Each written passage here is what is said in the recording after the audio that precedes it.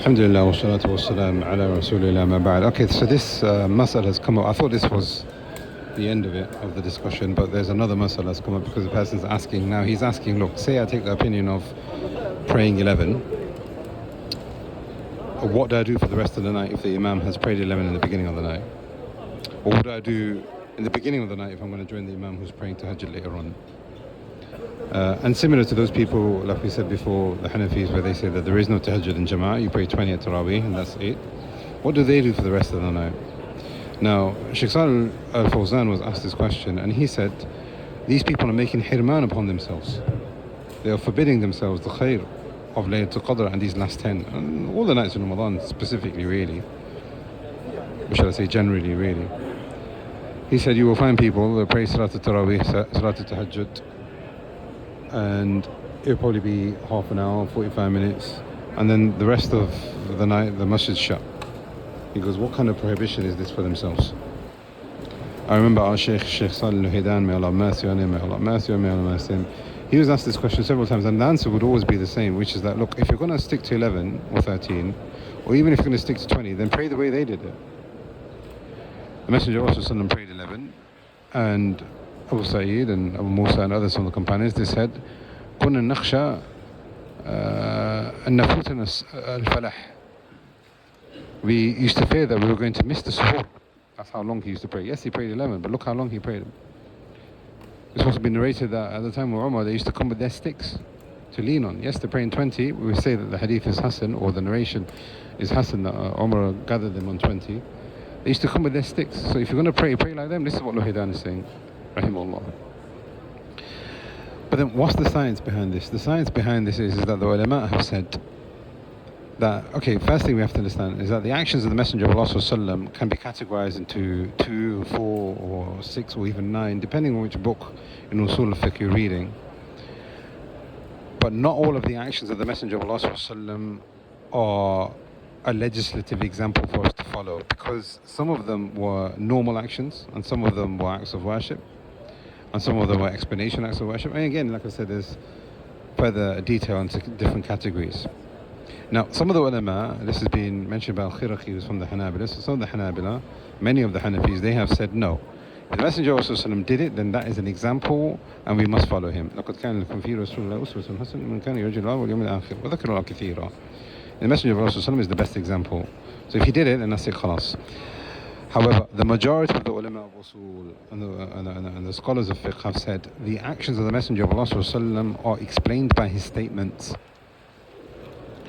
And there are a number of reasons why. Number one, if we were to say that we're going to follow just his actions, then is it a normal action that we are following, that he did, or is it an act of worship, or is it an explanation act of worship? What is it? The action in itself, what is it? That's the first thing. The second thing, if the Messenger of Allah did an action and he didn't explain to us, so going back to the first one, if he did an action and he didn't explain to us to follow him, then like I said, what is it? So for example, he used to eat, he used to drink, he used to sleep, etc. And some of these things he just did it which was natural to him or normal to his customs.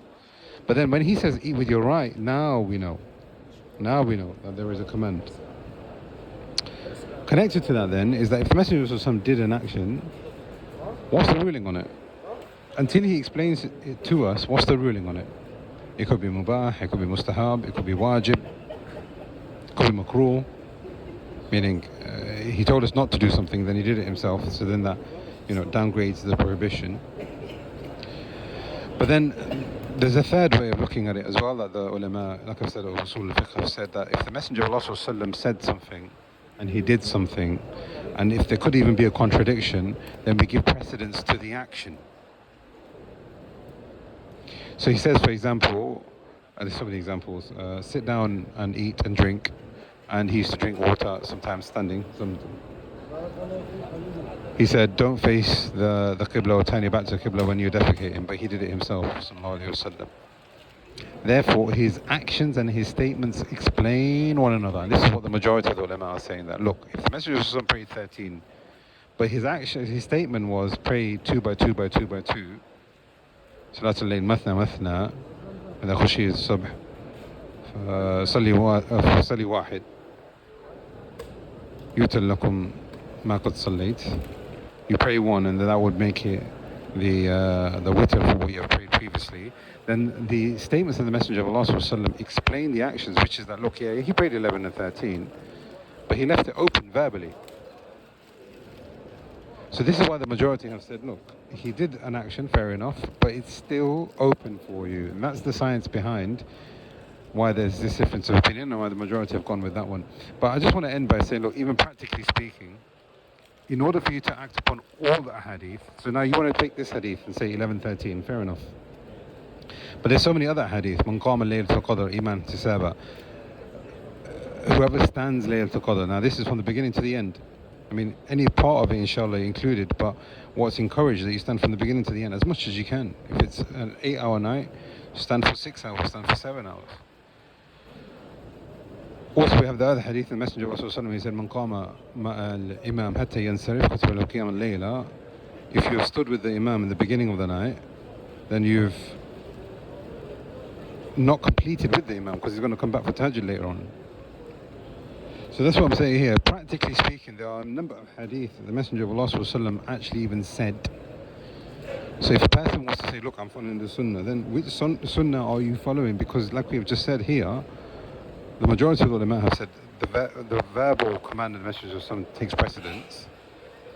But then you're just picking one hadith to act upon and then not acting upon all the other hadith as well. Yes, there's the hadith of ta'addud, which is the number 13, but there are other hadith which he said, stay with the imam, stay with the jama'ah, stand all night, etc. So this is just something for us to think about. Again, essentially, it's a matter of ijtihad. There will be differences of opinion.